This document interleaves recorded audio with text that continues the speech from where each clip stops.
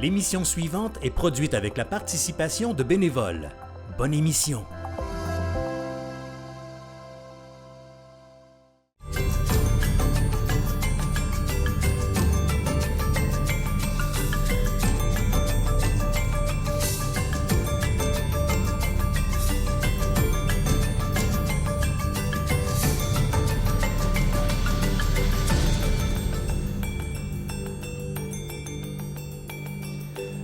Bonsoir et bienvenue à une autre émission, Les Entrepreneurs. Mon nom est Claude Grenier. Ce soir, notre invité, Léonie Dostaler, qui est soigneur animalier pour le ranch Dupont de Shawinigan.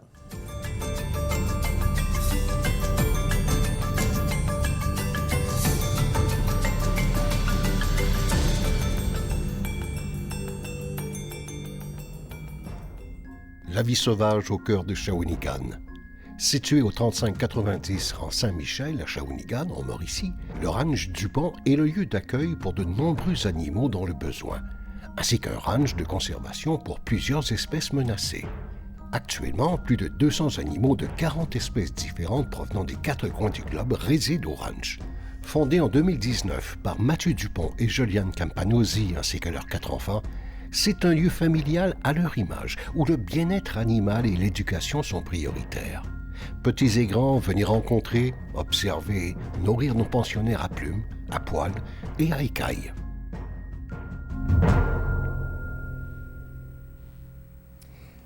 Alors, bienvenue,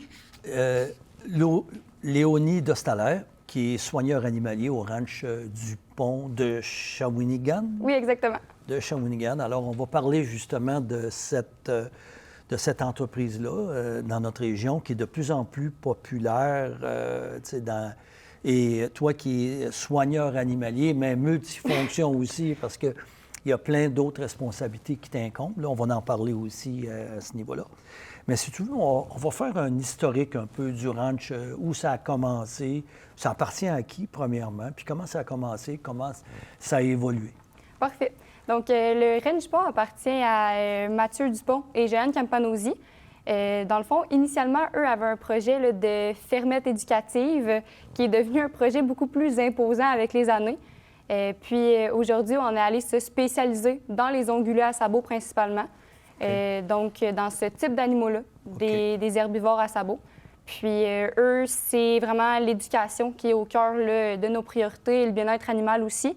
Oui. La propriétaire est en enseignement, donc l'éducation, c'est quelque chose qu'elle côtoie au quotidien. Puis on a comme mixé ça avec l'amour des animaux, puis ça a créé là, le ranch Dupont. Oui, puis ça existe depuis combien de temps?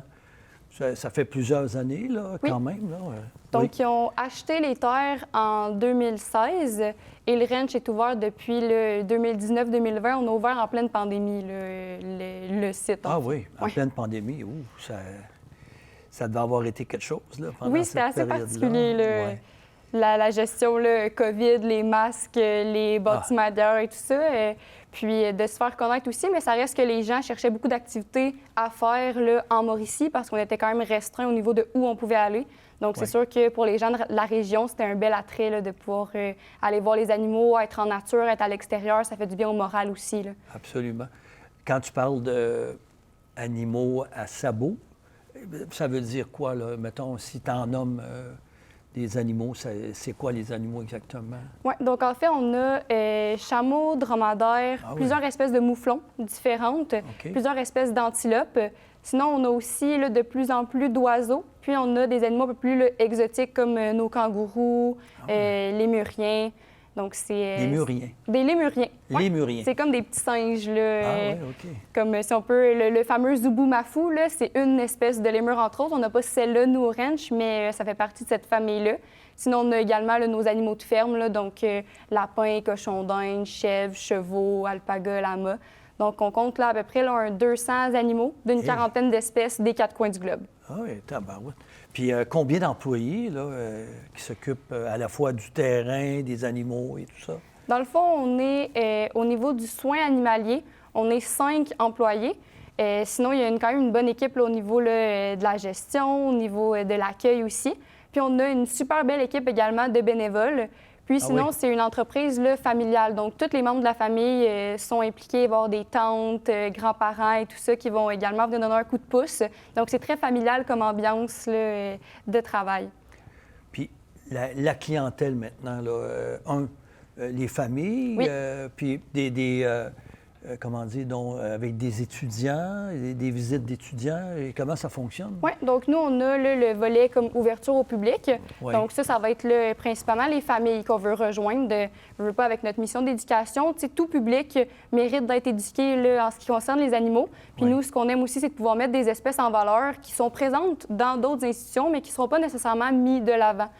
Souvent, on sait c'est quoi un mouton, on sait c'est quoi un mouflon, mais les gens vont beaucoup là, dire « Hey, c'est toute la même chose ». Nous, ce qu'on veut, c'est justement pouvoir mettre chacune de ces espèces-là en valeur pour que les gens apprennent à les connaître, parce qu'on pense que bien, si on veut miser sur la conservation, bien, il faut aussi que les gens connaissent ces espèces-là pour vouloir les protéger. On a également aussi beaucoup de groupes scolaires, camps de jour, garderies, qui vont venir visiter. L'été, là, pour l'été, il y a des camps de enfants. jour qui vont venir là, comme activité, venir passer là, une journée au ranch. Donc, c'est là, le public cible, mais c'est un lieu très, très familial, là, je vous dirais. Là. Il va y avoir des gens qui vont venir entre amis, en couple, mais ça va beaucoup être les familles qui vont être rejointes là, par le ranch. Si on revient aux animaux, j'imagine, si vous êtes 5 personnes pour en prendre soin de ces animaux-là, c'est parce que pour certains, c'est fragile aussi, certains animaux, ou...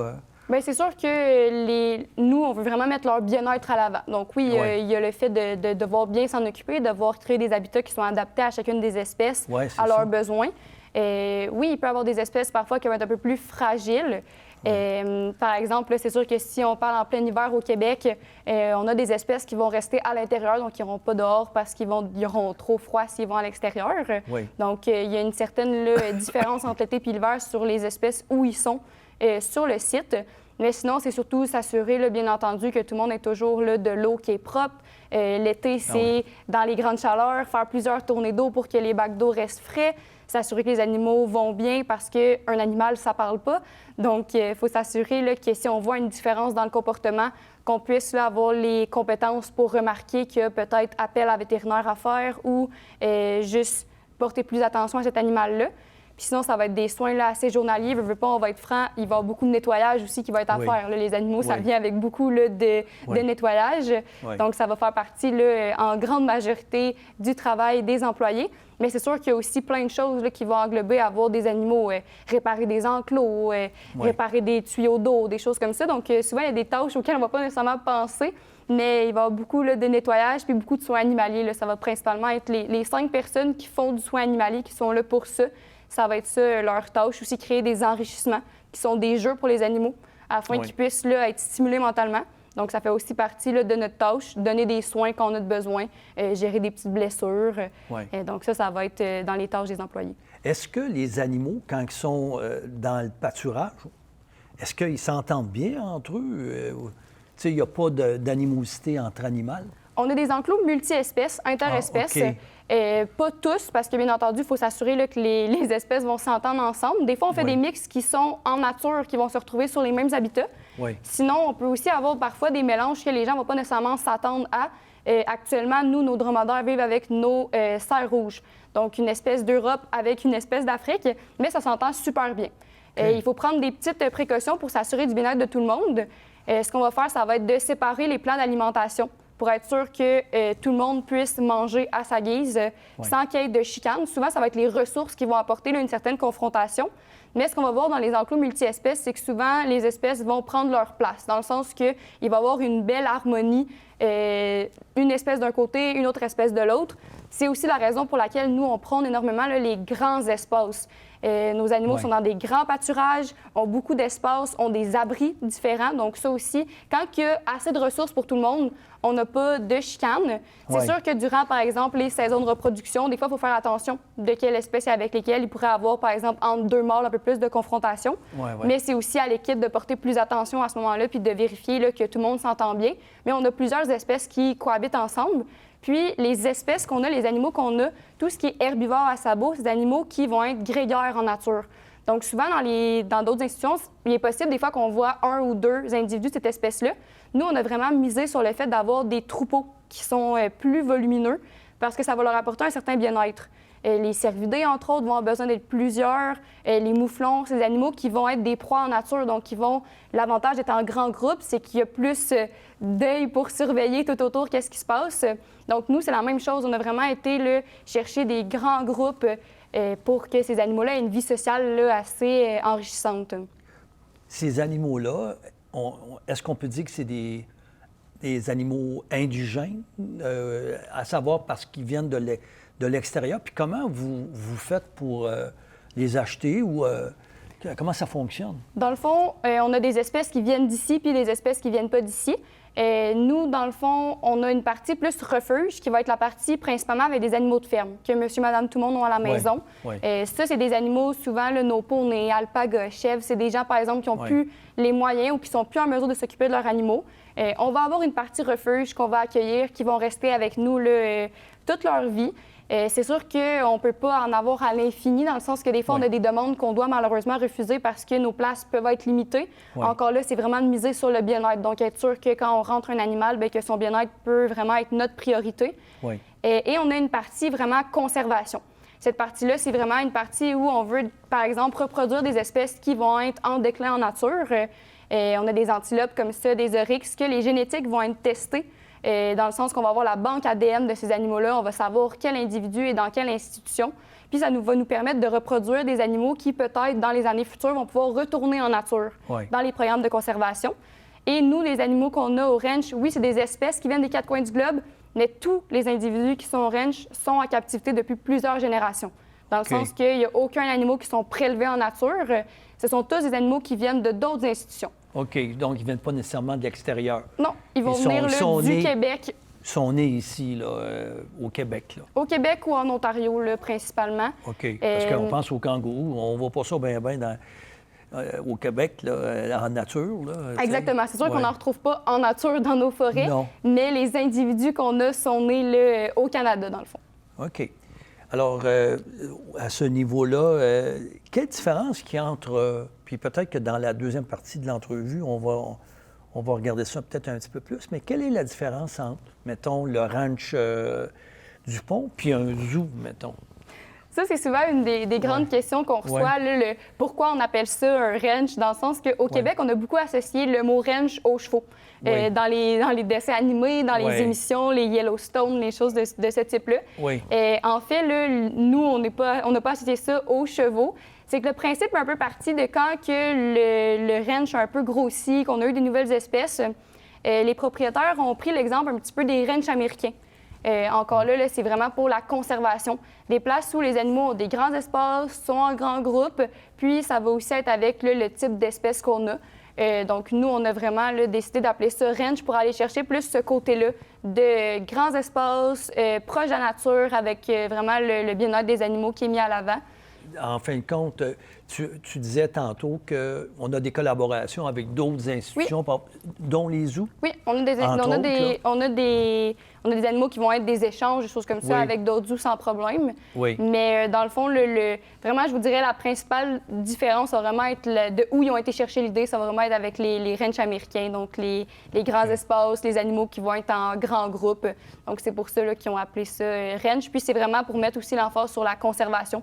Oui, les zoos vont le faire également, là, mais c'est vraiment là, la différence qu'on est allé chercher. Puis de mettre à l'avant, comme je le disais, des espèces qui sont peut-être présentes dans les autres institutions, mais qui sont moins mis à l'avant. Donc, nous, on est allé mettre ces espèces-là devant. Parce que, c'est très diversifié. Là. Puis d'ailleurs, on va arrêter quelques instants et on va revenir pour la deuxième partie où là, on verra les différences. Là, parce que là, il y a un singe ou des singes, il y a des antilopes, il y a ci, il y a ça.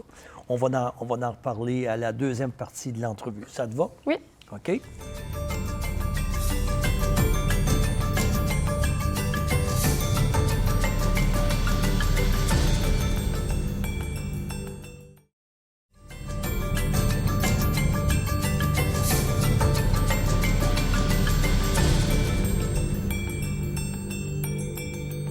Nous sommes toujours avec Léonie Dostaler, soigneur animalier au ranch Dupont de Shawinigan. Alors, à la fin de la première partie de notre entrevue, on parlait des animaux. vraiment diversifié, là. Tu sais, on a parlé d'antilopes, on parle de singes aussi. Tu sais, tu nous en as parlé un petit peu tantôt, mais j'aimerais ça que tu nous reviennes avec tout le parc animalier. Ça ressemble à quoi? Juste pour que les gens qui nous écoutent se disent « Hey, il faut aller voir ça, il y en a pour tout le monde, là, tu sais. Oui, donc on a le 1,5 km de sentier environ actuellement, où il va y avoir des enclos là, tout au long là, de ce parcours-là. Ah, OK. Donc, les gens là, voient les animaux durant la visite de ces sentiers-là. On a, là, comme je le disais, plusieurs espèces de cervidés. Donc, on va compter le cerf rouge, daim, donc des animaux avec des bas sur leur tête pour les mâles. Sinon, on va avoir, comme je le disais, plusieurs espèces de mouflons, donc d'ongulés. Et on va avoir des antilopes, donc un peu plus là, sur le continent africain qu'on pourrait parler. Des mouflons aussi, c'est Oui, africain. mouflons, ça va dépendre des espèces. Ouais. On a une espèce qui vient d'Afrique, une espèce qui vient plus au niveau de la Corse. Fait que ça dépend là, de l'espèce. Puis on a des espèces de mouflons, nos stone sheep, par exemple, qui, eux, là, sont plus au niveau du Canada. Donc, c'est assez diversifié pour ces espèces-là. Ouais. Sinon, on a également là, nos chameaux dromadaires, qui vont être souvent que les gens vont beaucoup apprécier. Ouais. C'est des animaux qui sont très intelligents, très sociaux, qui aiment beaucoup aller voir les visiteurs et d'avoir de l'attention. On va avoir aussi nos animaux de la ferme, donc poneys, chèvres et tout ça. Puis on a nos antilopes qui vont également être sur le parcours. Sinon, on a un bâtiment intérieur qui va être notre pavillon exotique. À l'intérieur, on a des oiseaux, plusieurs espèces de perroquets. On a nos lapins et cochons d'Inde qui font le bonheur des enfants. Les enfants peuvent les flatter, prendre dans des petits paniers. Donc ça, c'est souvent un des moments préférés des enfants. Aller nourrir les chèvres, aller flatter les lapins. Ça va surtout être ce qui va revenir quand on leur demande qu'est-ce qu'ils ont préféré. Puis on a également à l'intérieur nos lémurs qui sont des petits singes. OK. Oui, fait que ça va être à peu près ça. Comment on appelle ça? Des lémuriens. On pourrait appeler ça, tu sais, lémur, lémurien, makikata, ça revient tout au même. Mais techniquement, la grande famille, ça va être les lémuriens. Nous, l'espèce qu'on a plus précisément, c'est des makikata. Donc, ils vont avoir la queue rayée noire et blanche, puis ils vont être gris. C'est africain? Ça vient d'Afrique, ça? Dans le fond, toutes les espèces de lémurs vont se retrouver sur l'île de Madagascar. Donc, sur le continent africain. Mais ils vont vraiment être répertoriés là, en nature uniquement sur l'île. Donc, c'est des espèces qui vont quand même être menacées parce que de plus en plus, il va y avoir de la déforestation et tout ça sur l'île de Madagascar. Puis vraiment, là, on les retrouve que sur l'île, toutes les espèces. Nous, c'est une des espèces, par exemple, là, qu'on a reproduit puis qu'on est content de pouvoir là, encore que cette espèce reste en vie, dans le fond. Quand tu parlais tantôt du sentier 1,5 km avec les animaux, tout est clôturé partout. Tu sais, les animaux sont pas... c'est clôturé partout. Oui, c'est clôturé. Les animaux sont en enclos, dans des très grands enclos, mais on n'est pas en contact direct avec les animaux. Par contre, pour les gens qui veulent vraiment plus avoir une expérience immersive, si je pourrais dire, on a un forfait VIP, qui est une visite là, de 2 heures avec un soigneur animalier. Et ça va vous permettre d'avoir plus d'informations, là, autant sur l'histoire des animaux que sur les espèces. Puis, on peut entrer en contact avec certaines espèces, les nourrir, biberonner quand on a des bébés au biberon. Donc ça, c'est une expérience que les gens vont apprécier. Le billet est plus cher un petit peu que notre billet d'entrée le normal, mais pour vivre une expérience plus au cœur des animaux, c'est ce billet-là. OK. C'est une activité que vous offrez, mais est-ce qu'il y a d'autres types d'activités que vous offrez aussi? Oui, donc on a nos événements qui reviennent assez fréquemment. On va souvent avoir relié aux fêtes. Là. Fait qu'on va avoir notre événement de Noël, notre événement de Pâques, à l'Halloween. Souvent, durant ces événements-là, on va avoir maquillage, jeux gonflables, qu'on n'a pas nécessairement en tout temps sur le site. Donc ça va être des activités là, de plus. Souvent, dans le fond, nos événements, c'est le même prix que durant une visite normale. Les gens ont accès aux animaux, mais également là, à des petites activités supplémentaires qu'on offre durant ces différents événements-là. Donc, c'est tout le temps affiché sur nos réseaux sociaux, notre page Facebook à l'avance, mais c'est des événements qui reviennent de façon là, annuelle au niveau des fêtes souvent. Là. Comment ça se partage, la clientèle? De où ils viennent, vos visiteurs? On a des gens d'un peu partout au Québec, je vous dirais. Là, je veux pas, c'est le bouche à oreille, puis c'est une entreprise qui est encore assez relativement jeune. Comme je le disais, on n'est pas ouvert depuis là, si longtemps encore. Donc, les gens apprennent à connaître le ranch là, souvent par une connaissance qui va leur dire ou par nos réseaux sociaux. Donc, c'est une clientèle qui va être vraiment, je vous dirais, partout au Québec. Oui, c'est des familles, mais aussi au niveau des écoles aussi, ce que je comprends, là? Oui, on a, dans le fond, ça va plus être au niveau là, des, mettons, du corporatif, je dirais. Là, on va avoir là, des réservations de groupe à ce moment-là. Ça, c'est sûr que les écoles, les garderies, les camps de jour, c'est des réservations en ligne à faire pour qu'on ait la place de vous accueillir. Mais c'est une super activité à faire pour être en nature, au cœur des animaux, puis pouvoir découvrir, observer des espèces qu'on connaît un petit peu moins. C'est une activité là, qui est très, très, très possible pour les camps de jour, les écoles. Les enfants doivent sûrement apprécier, là, j'imagine. Puis, est-ce que vous êtes ouvert à l'année ou... Dans le fond, on a une saison estivale qui va être de mai à septembre environ. Oui. Durant la saison estivale, on va être ouvert 7 jours sur 7, de 9h30 à 17h. Par la suite, on a notre saison hivernale, qu'on va être ouvert les fins de semaine seulement. Oui. Des horaires un peu plus réduits. On parle plus de 10h, 10h30 à 16h. OK. Puis, on est ouvert en général durant la semaine de relâche, Noël, à temps plein. À temps plein, 16 jours. Oui, fait que durant souvent quand les jeunes sont en congé, justement, là, durant les vacances scolaires, et on va avoir des ouvertures là, qui vont être à tous les jours. Mais sinon, en hiver, c'est de l'ouverture de fin de semaine seulement. Est-ce que vous avez des projets, je ne veux pas non plus que tu es obligé à dévoiler des choses, là, mais comment tu vois l'avenir du ranch, toi? Bien, on est une jeune entreprise, donc c'est sûr que des projets, on en a à la tonne. C'est tout le temps de voir lesquels qui sont réalisables sur le court, moyen, long terme. C'est sûr que nous, on veut miser principalement sur l'expérience des familles, donc vraiment que les gens se sentent bien, qu'il y ait une belle activité, puis aussi, bien sûr, sur le bien-être des animaux. Donc, à chaque fois qu'on se questionne, autant que ça soit sur l'accueil d'une nouvelle espèce sur le site, c'est de tout le temps pouvoir combler les besoins de cette espèce-là puis le rendre le plus heureux possible. Donc, les projets, ça va surtout être en lien justement avec le bien-être animal, améliorer les conditions des animaux qui sont déjà là, peut-être des nouvelles espèces dans le futur. Mais mettons, t'en vois-tu une espèce que tu aimerais qui soit présente sur le site là, dans le futur? C'est une bonne question, ça. Oui, mais c'est pas grave, là, tu sais. Mais toi, là, tu dis, moi, j'aimerais peut-être ça qu'on puisse avoir cette espèce-là. C'est sûr que dans les petites espèces là, qui vont être plus un petit peu là, dans le genre un peu plus dans l'exotique, là, mais tout ce qui est coati, peut-être d'autres espèces de lémuriens, c'est des animaux qui sont très, très sociables. Donc, je veux pas pour l'équipe de soigneurs, là, on a quand même souvent, c'est des moments qu'on apprécie pouvoir passer avec ces animaux-là. Donc ça serait des espèces que je pense qu'on pourrait accueillir puis qu'on pourrait justement les avoir dans des conditions qui sont optimales pour leur bien-être. Fait que si j'avais des espèces là, à dire rapidement comme ça serait ça. Mais pour l'instant, c'est pas encore... J'annonce pas des projets, là. Oui. Je veux y aller avec ma famille, par exemple. Là, bon, il y a un prix d'entrée, nécessairement. Mettons, en été, par exemple. Là, je peux passer la journée là ou il y a un temps où... est-ce que là, je peux apporter mon lunch? Comment ça fonctionne? Oui, dans le fond, une visite typique, je vous dirais, là, les gens... Le temps d'une durée, c'est quand même assez variable dans le sens que ça dépend tellement du temps que chaque personne passe devant les différents enclos des animaux. Quand on a des jeunes enfants, on a plusieurs petits parcs. Donc, il y a des enfants qui peuvent passer beaucoup de moments là-bas, plusieurs minutes. Fait qu'une durée d'une visite, je dirais, c'est environ 1 heure, 2 heures, voire 3 selon l'intérêt des familles. Durant l'été, il y a possibilité là, d'amener son lunch. On a une grande salle intérieure aussi où les gens peuvent manger. Il n'y a aucun temps limite, dans le sens que tant qu'on est ouvert durant une journée, les gens payent leur billet d'entrée, puis ensuite, ils peuvent passer la journée s'ils souhaitent. Souvent, on va avoir des gens qui vont venir le matin, des gens qui vont venir l'après-midi. C'est une activité souvent qu'on va faire sur une demi-journée, là. La plupart des familles, ça va être ça. On a aussi des passes de saison. Fait qu'au niveau des passes de saison, on a une passe hivernale, une passe estivale.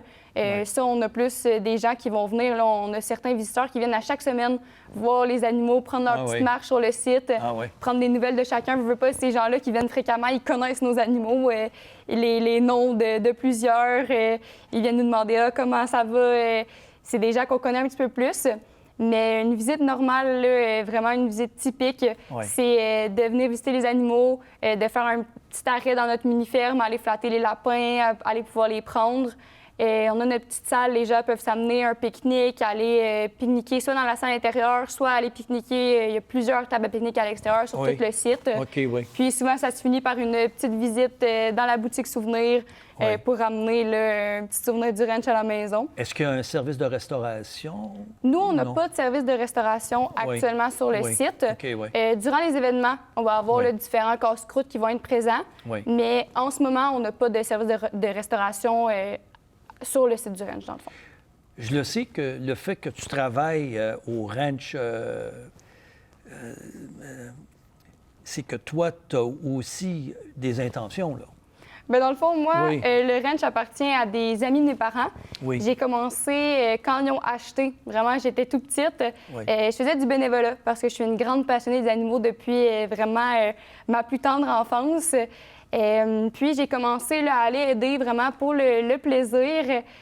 Puis, finalement, au fil du temps, je suis devenue une des employées salariées. Puis maintenant, ça va faire bientôt, dans le fond, la saison qui est la prochaine qui s'en vient, va être ma 10e saison avec l'équipe du ranch. Donc, je suis la plus ancienne de l'équipe. Ah oui.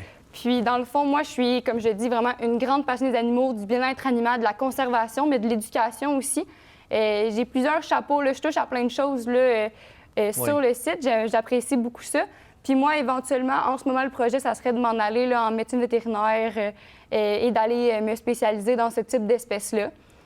C'est des gros projets, mais c'est quelque chose que j'aimerais faire là, dans le futur. Bien, en tout cas, on t'encourage de réaliser ton rêve au niveau de tes études. Alors, donc, le ranch Dupont à Shawinigan. Oui. OK. Alors, Fait que donc, le ranch, c'est au 3590 rang Saint-Michel à Shawinigan, donc à Mauricie. hey, on te remercie beaucoup, Léonie, d'être venue nous rencontrer aujourd'hui. C'est vraiment intéressant. Moi, le premier, je vais aller voir ça.